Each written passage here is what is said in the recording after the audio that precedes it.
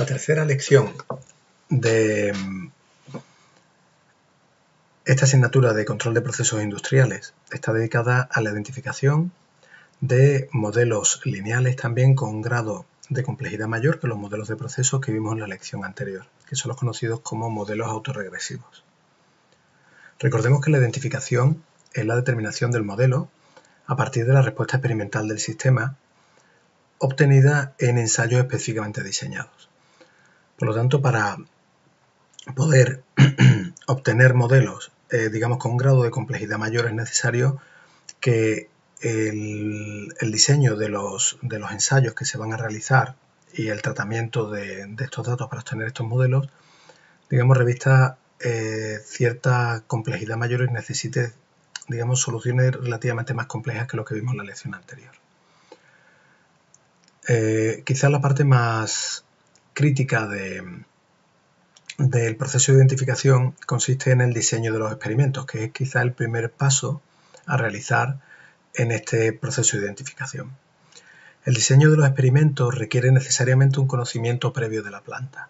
Este conocimiento previo normalmente se puede obtener por la propia experiencia del ingeniero de control o incorporando ingenieros de proceso que son realmente los expertos en el proceso que se quiere identificar. De aquí se debe conocer fundamentalmente qué tipo de comportamiento experimenta la planta, cuál es el rango de operación que se desea del modelo y también el rango de operación de la planta para que los experimentos cuando se diseñen pues sean realizables, cuáles son las entradas medibles del sistema, cuáles son las perturbaciones a las que éste está sometido y cuáles son las variables de proceso que se pueden medir en cada instante y cuáles son las condiciones de funcionamiento durante los ensayos. Es muy importante tener este conocimiento previo de la planta y diseñar bien los experimentos de manera que estos sean realizables y además se realicen en el menor tiempo posible. Hay que tener en cuenta que para poder excitar la planta, para obtener estos modelos, esta, digamos, sale de su punto de operación, es decir, va a operar de una manera subóptima de alguna forma, es decir, no en su punto de diseño y por lo tanto incurre un coste en términos de la operación de la planta, del personal que tiene que estar implicado en la realización de los experimentos, etc. Por lo tanto, es algo que se debe hacer muy bien y diseñarse muy bien y requiere la incorporación de estos ingenieros de proceso. También es importante saber cuál es la utilidad del modelo que se quiere obtener, de forma que se elija el modelo lo más sencillo posible cumpliendo esta utilidad. Y también es necesario conocer cuál es el comportamiento esperado del sistema. O sea, de alguna forma hay que identificar cuál es el rango de frecuencia en el cual se quiere caracterizar bien la planta, en la cual el modelo se va a utilizar para que la información que se obtiene en ese rango de frecuencia sea útil. Esto al final se reduce al conocimiento del ancho de banda del sistema. Este ancho de banda, como hemos visto, se puede deducir de manera experimental a partir de un ensayo de realimentación con un relé. Eso nos daría la omega 180 y de alguna forma lo que sería el ancho de banda del sistema en bucle abierto. Hay que tener en cuenta que luego también está el ancho de banda del sistema de control, del sistema una vez que está controlado, que viene dado por las especificaciones de control. Pero de alguna forma estos dos anchos de banda están relacionados, si bien el que en realidad nos interesa es el ancho de banda del sistema de control, puesto que en esta asignatura vamos a utilizar los modelos para diseñar controladores. Lo cierto es que finalmente tendré que elegir en qué rango de frecuencia deseo que mi modelo describa bien mi proceso.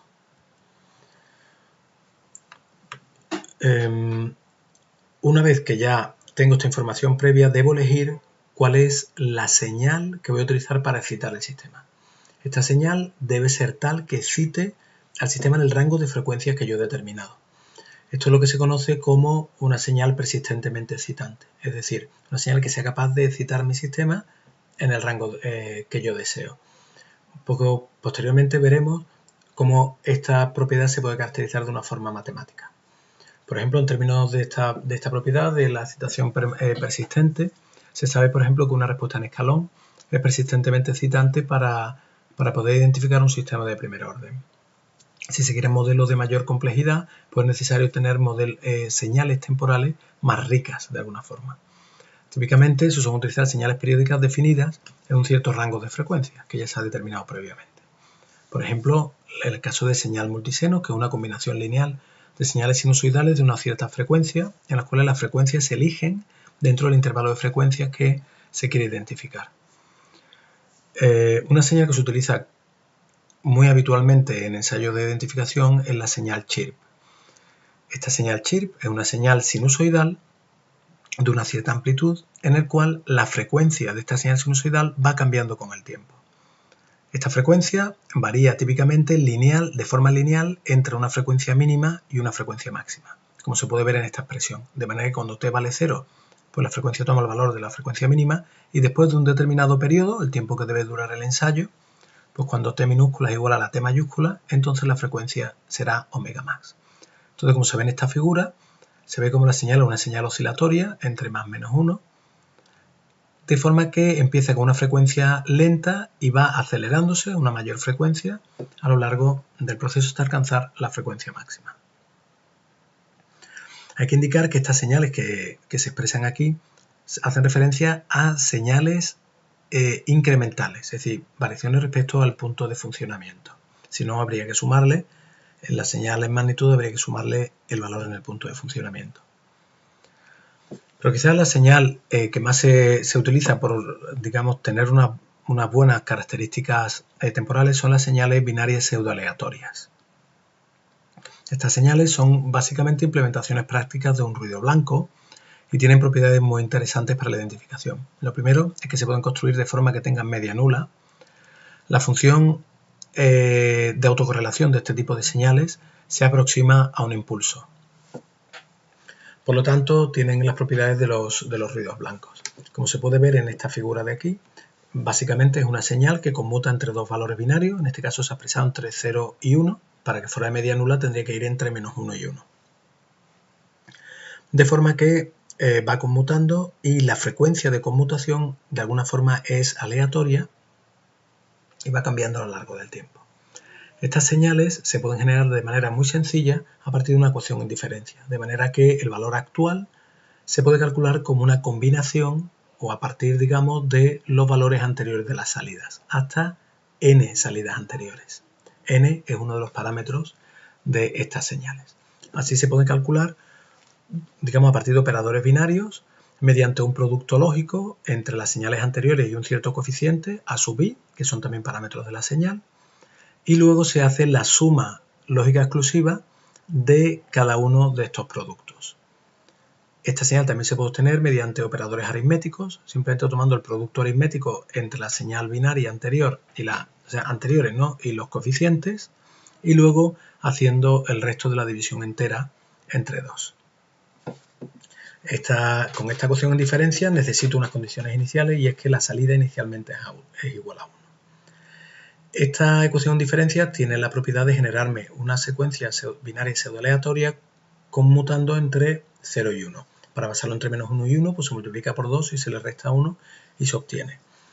N es un parámetro importante porque de alguna forma esta secuencia me garantiza que si yo apilara los valores entre 0 y 1 que voy obteniendo en n bits de n en n, al final del todo el ensayo se recorrerán todas las combinaciones posibles y las 2 elevado a n menos 1 posibilidades de estos n bits. Para que estas señales binarias pseudoaleatorias tengan esa propiedad que garanticen que van a explorar todas las posibilidades de estas combinaciones binarias, se debe elegir adecuadamente los coeficientes de la ecuación en diferencia. Por ejemplo, si elijo un orden 2 n igual a 2, pues basta con coger los coeficientes distintos de 1, 1 y 2. Pero si cojo, por ejemplo, el orden 6, pues todos los coeficientes valdrán 0 menos el término 2, el 3 y el 6. Aquí en esta tabla se muestran esos coeficientes. Esta tabla no es única, sino que existen muchas combinaciones distintas para garantizar estas propiedades.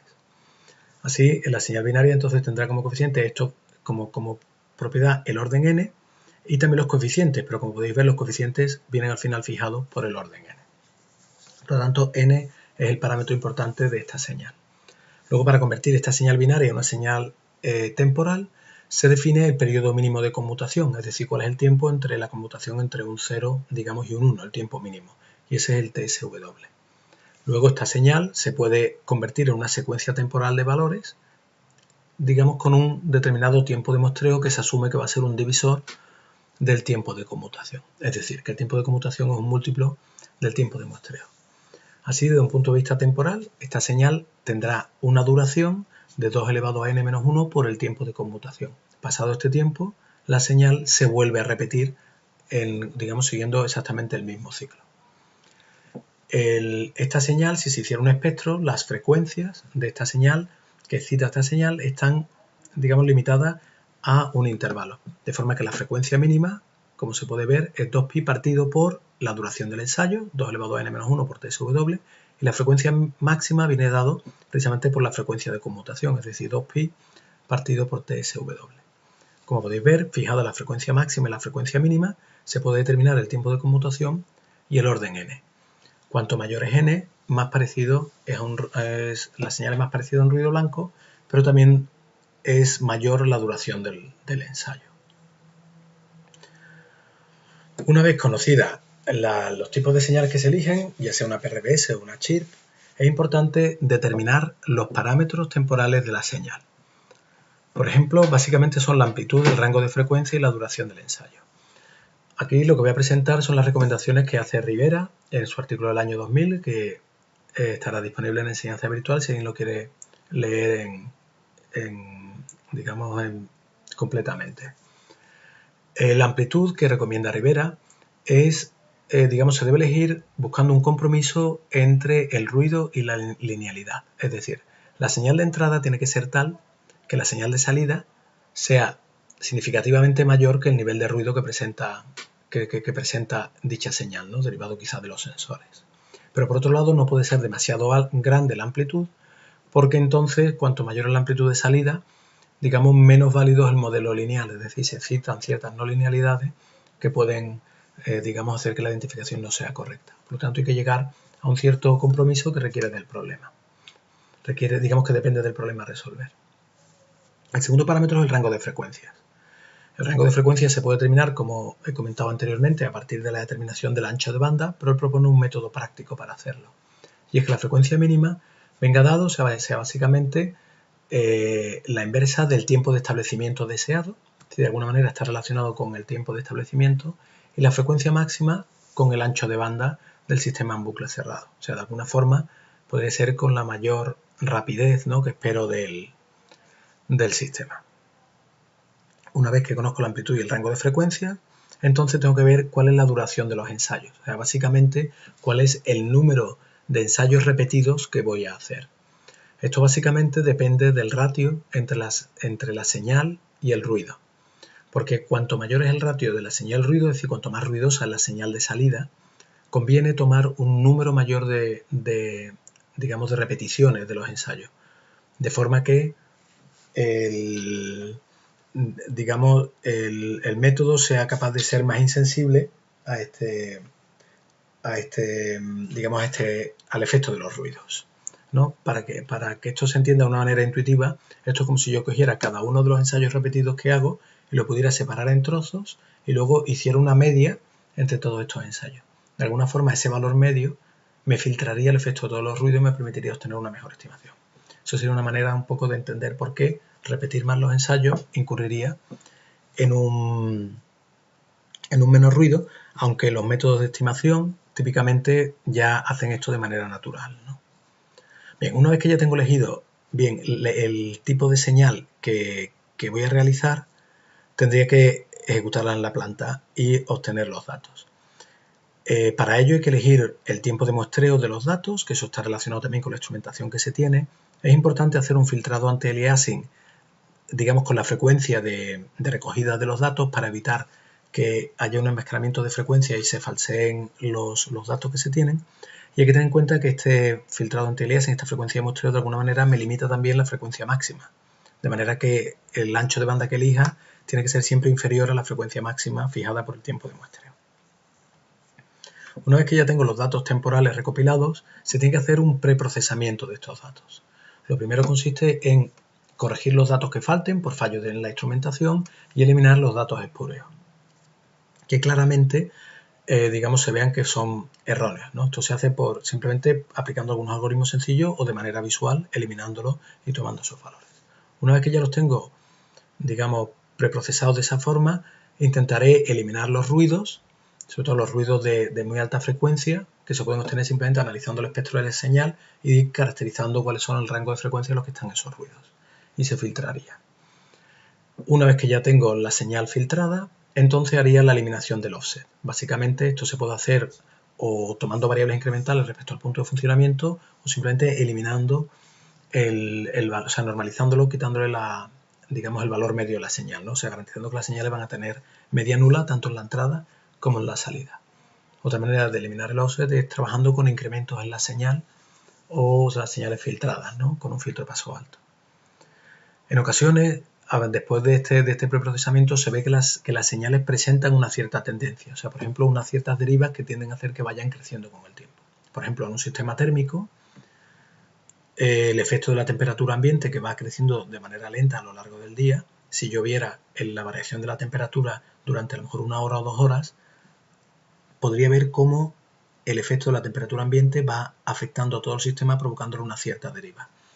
Ese comportamiento, a pesar que viene dado por una perturbación, es tan lento que a lo mejor yo deseo eliminarlo, sacarlo de la identificación, porque quiero solamente centrarme en el efecto que tienen las entradas sobre las salidas.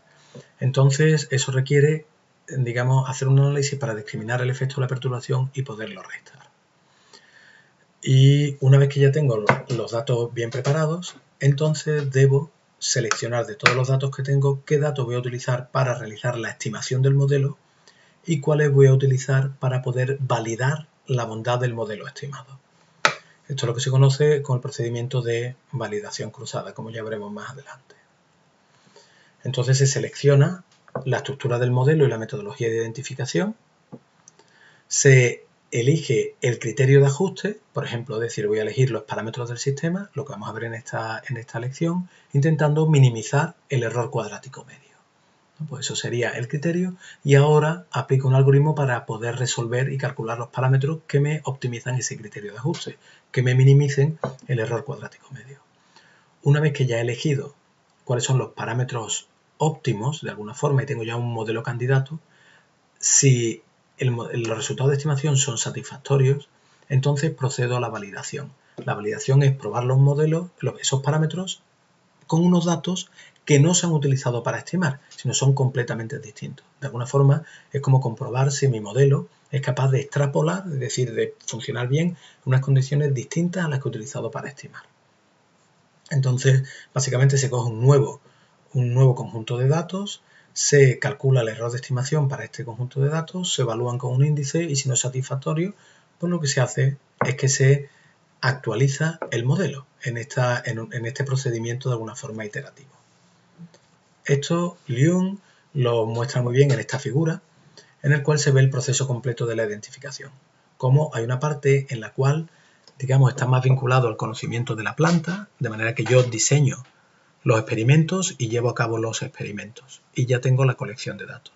Entonces, a partir de ahí ya, con la ayuda de un computador y de unos algoritmos adecuados, puedo hacer el preprocesamiento de los datos, la elección de la estructura del modelo y la elección del coste que voy a utilizar para la estimación. Y realizo la determinación de los parámetros físicos.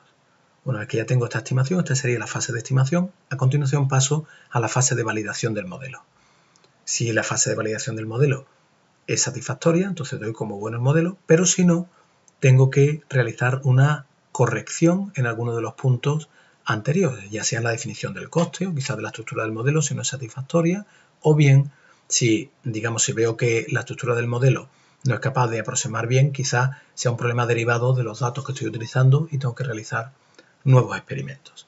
Este proceso iterativo es el que se conoce como el proceso de validación cruzada y el que se suele utilizar habitualmente en identificación y el que vamos a utilizar en esta asignatura. En esta lección vamos a utilizar como modelos como estructuras, ¿no?, de los modelos dinámicos son los conocidos como modelos caja negra o modelos Box-Jenkins, en los cuales la salida viene dado por una función de transferencia, es decir, se superpone el efecto de las variables manipulables o aquellas variables que yo puedo medir, más el efecto superpuesto a la salida de un ruido blanco filtrado o digamos, o modificado, modulado por el efecto de una cierta función de transferencia h. Como método de estimación de estos modelos vamos a utilizar el método de los mínimos cuadrados. A continuación vamos a ir detallando los distintos tipos de modelos de Box-Jenkins, modelos caja negra, que vamos a utilizar. El más utilizado y el que nos centraremos en esta lección es el modelo autorregresivo con entrada externa. Viene dado por esta ecuación, por este modelo en Z que se describe en esta ecuación en diferencia. De forma que la salida, o sea, el modelo viene dado por una ecuación en diferencia que relaciona la salida actual con los valores pasados hasta un cierto horizonte de salida NA y lo relaciona con las entradas pasadas desde 1 hasta un horizonte NB más el efecto de un ruido blanco que se superpone, ¿no? Que de alguna forma es la responsable de que no se cumpla con exactitud esta ecuación de igualdad. Haciendo la transformada Z de esta ecuación en diferencia se puede ver que esto corresponde al modelo de Box-Jenkins en el cual la función de transferencia de la entrada frente a la salida es B partido por A y del efecto del ruido es 1 partido por A.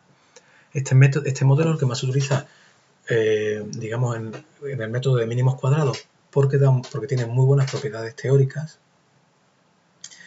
y además el ruido blanco no cambia la media de las señales, es decir, eso es un tipo de modelo en el cual se asume que digamos no presenta offset en las salidas por el efecto de la entrada. En el caso en el que el offset varíe con el efecto de la entrada, entonces se suelen utilizar modelos autorregresivos con entrada externa integrada, que básicamente es semejante al anterior, pero en el cual el ruido blanco interviene a través de un integrador, siendo delta pues 1 menos z a la menos 1. Este tipo de modelos se pueden reducir a un modelo RX simplemente trabajando en incrementos de la salida y de la entrada. Por lo tanto, se pueden resolver también bien con los métodos de mínimos cuadrados. Otro modelo más sofisticado y también más complejo a la hora de identificar son los modelos autorregresivos con una entrada externa de media móvil. Es decir, en este caso, el modelo viene dado por una ecuación en diferencia que relaciona la salida y la entrada y sus valores pasados, pero también intervienen los valores pasados del ruido blanco. Otro modelo que se utiliza mucho en la práctica es el modelo que se llama de error en la salida. Este de alguna manera es el modelo que uno primero pensaría que la salida del sistema se puede poner como una función de transferencia más el efecto de un ruido blanco. Pero obsérvese que este es un caso particular del modelo de Box-Jenkins en el cual la función de transferencia es B partido por A y la h de z es 1. Es decir, que el ruido blanco en la ecuación en diferencia interviene con un caso particular de Armax en el cual el polinomio C es igual a A. Como se verá, este tipo de modelos también son difíciles de identificar, aunque aparentemente parezcan más sencillos. Una vez que ya conocemos la estructura del modelo, nos vamos a centrar en el modelo ARX, que es, como comentaba antes, el más sencillo y el que más se usa, y vamos a ver cómo se puede plantear el problema de la determinación de este tipo de modelos mediante el método de mínimos cuadrados.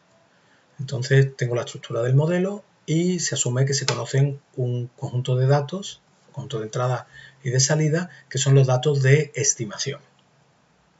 Entonces, para los datos de estimación, a partir de un cierto valor de K, conocidos los valores pasados de las salidas pasadas y de las entradas pasadas, puedo construir una estimación de la salida en el instante siguiente. O sea, con los valores que conozco en K-1 y sus valores pasados hasta desde la IK-1 hasta la IK-NB menos NA y la UK-1 hasta la UK-NB, soy capaz de calcular una estimación de la salida en el instante K, que se conoce con esta IDK barra K-1, que es básicamente asumir que el ruido blanco que desconozco va a ser 0. Entonces así tengo una estimación. En el momento que puedo inferir esta estimación, puedo calcular el error de estimación, que sería la diferencia entre la salida que yo he medido y conozco frente a la salida que he estimado con los datos que tenía hasta K-1. Como el modelo y la estimación depende de los parámetros A1 hasta ANA y B1 hasta BNB, este error de estimación de alguna forma dependerá de estos parámetros.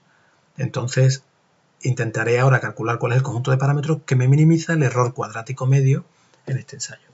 Obsérvese que las estimaciones, la I de k barra k-1, solamente se pueden calcular a partir de un cierto instante k sub 0, que es básicamente el instante a partir del cual en mi ensayo tengo ya valores pasados suficientemente grandes para poder calcular su estimación. Es decir, este k sub 0 es básicamente el máximo entre NA y NB más 1. Obsérvese que esta estimación I de k barra k-1 se puede poner como un vector fila m de k, que es el vector de regresores, multiplicado por el vector de parámetros.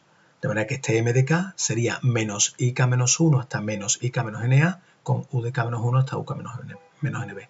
Observe que quizá ese vector m depende de los datos de estimación, que son las salidas pasadas y las entradas pasadas. Por lo tanto, son valores conocidos.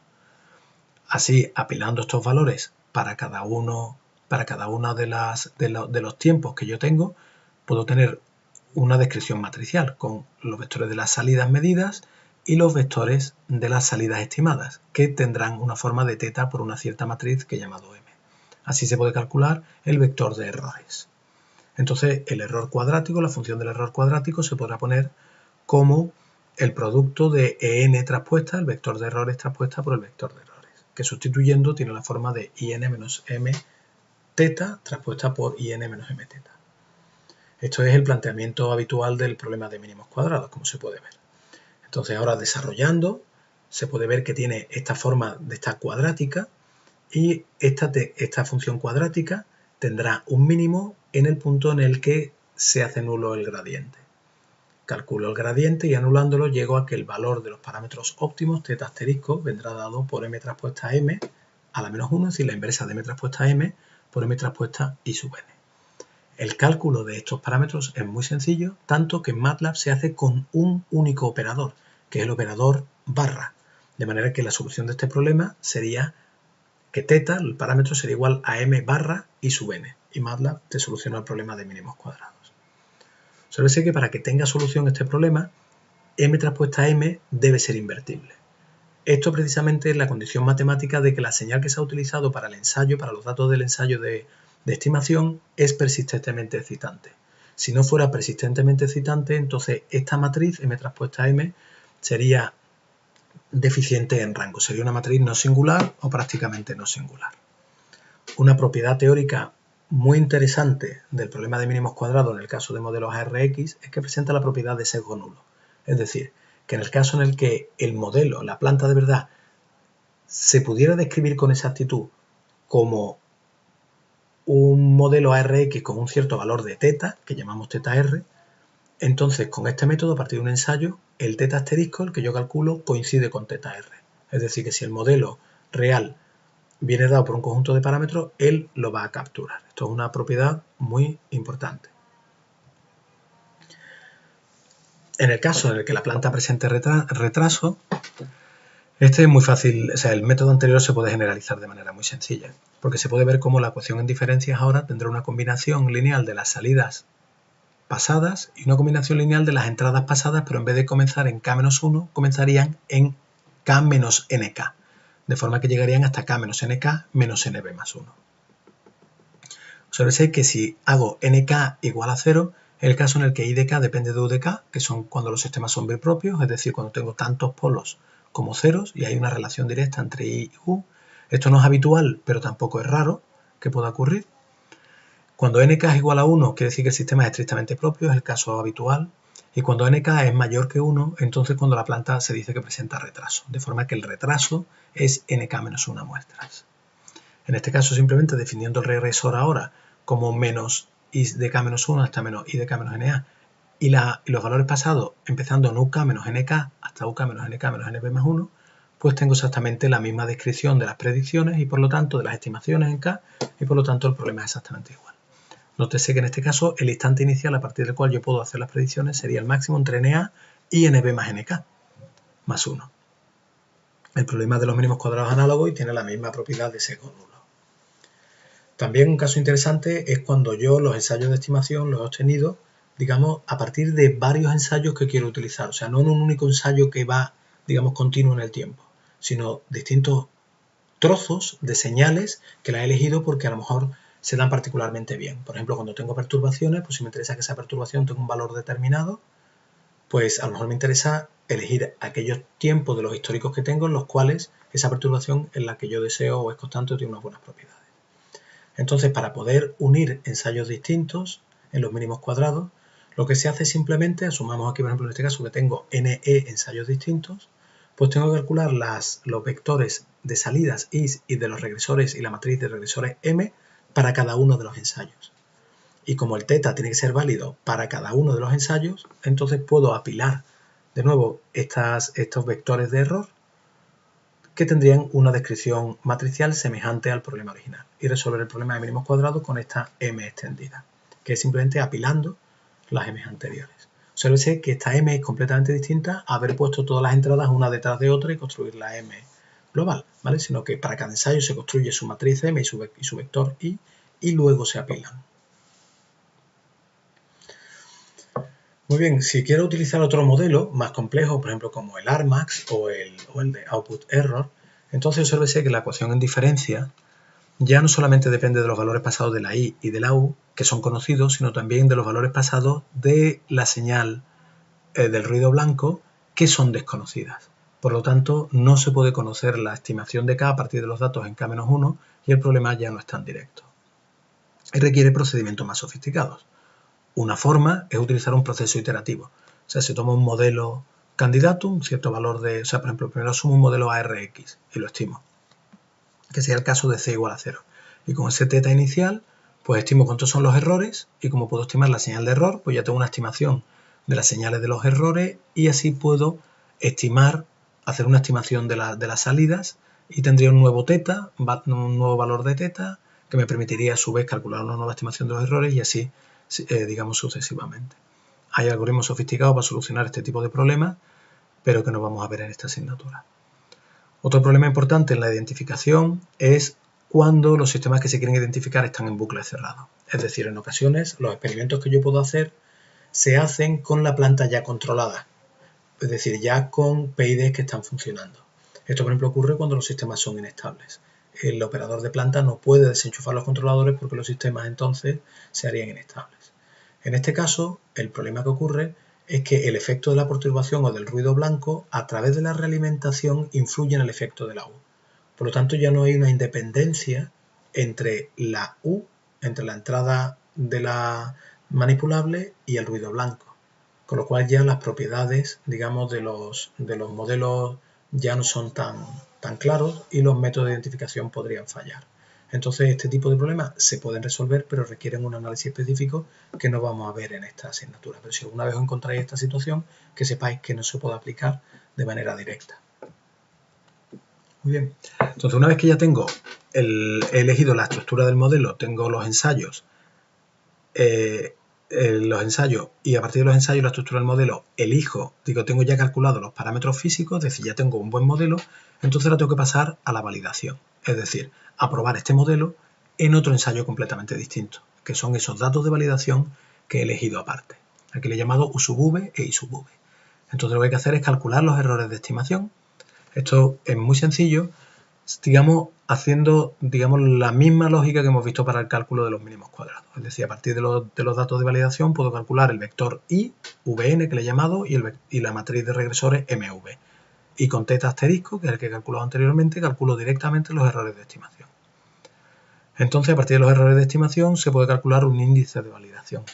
El que más se utiliza, bueno, podría ser directamente el error cuadrático medio, pero se suele utilizar, digamos, con más frecuencia es lo que se conoce el criterio de información de Akaike, el AIC, que básicamente es un error cuadrático, es decir, una especie como de estimación de la covarianza, pero que está ponderado por el número de parámetros y por el número de datos, de manera que tiene en cuenta también cuántos parámetros se están utilizando en el modelo y cuáles son la cantidad de datos que he utilizado para identificar.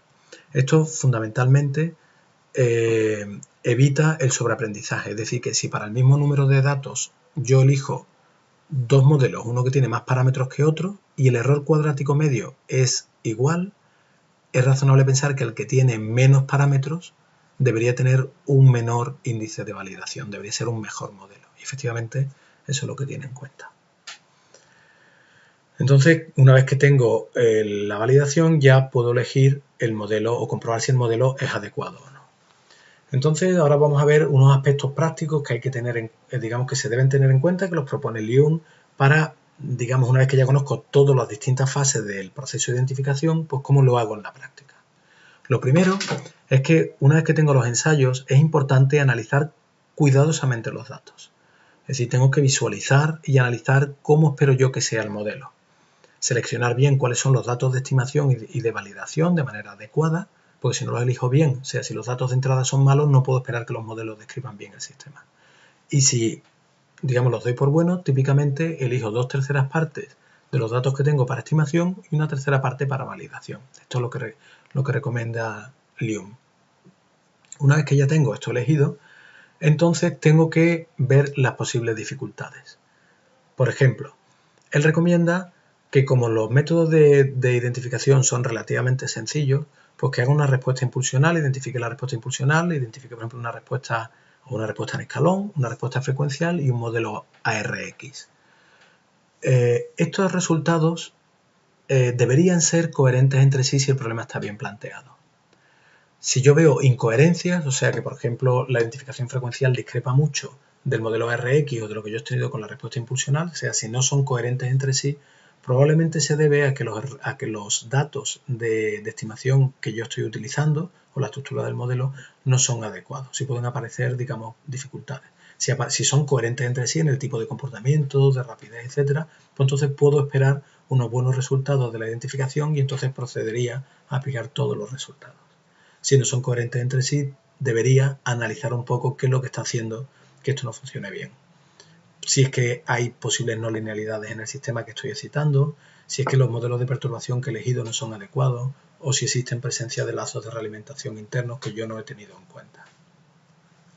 Si veo que los resultados son coherentes y creo que voy a obtener buenos resultados, entonces llevo a cabo el proceso de identificación.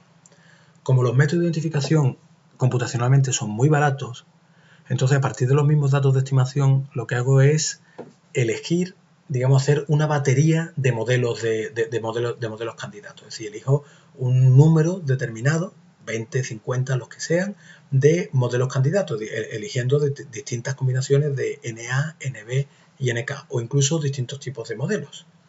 Entonces ahora hago la identificación para cada uno de ellos. Y luego hago la validación para cada uno de ellos y comparo cuáles son los resultados del índice de validación en cada uno de los casos. Entonces, esto me permitirá elegir el que me minimice de manera relativa, es decir, el que presente el menor índice de validación. Pero además de esto, es también conveniente comprobar para los mejores que tenga, cuando ya me estoy quedando con unos cuantos que sean los mejores, digamos, otros aspectos, como por ejemplo, cómo se ajusta la curva real con la curva simulada, es decir, si realmente ajusta bien desde un punto de vista visual. ¿Vale? También se suelen hacer análisis de correlación de los residuos, es decir, de los errores de estimación, digamos, observando las señales de autocorrelación, que deberían ser pequeñas entre sí, y la correlación entre los residuos y las entradas pasadas. Si hay una correlación, digamos, significativa con alguna de las entradas, quiere decir que mi modelo no está recogiendo bien precisamente esa entrada y debería utilizar algún modelo más sofisticado o analizar qué ocurre. Si la función de transferencia que yo tengo presenta, digamos, cancelación de polos y de ceros, es decir, que veo una cantidad de polos y ceros que son semejantes entre sí y serían cancelables, eso me está indicando que el orden del modelo que estoy eligiendo es demasiado alto y debería irme a un modelo más sencillo. Porque cuanto menor sea, digamos, cuanto más sencillo sea el modelo, mejor será al final los resultados obtenidos. Por último, me gustaría terminar indicando que MATLAB incorpora un toolbox dedicado específicamente a la identificación de sistemas. Este toolbox lo utilizaremos en las prácticas y aquí podéis ver la pantalla de la interfase con el usuario que presenta. Muy bien, con esto terminamos esta lección.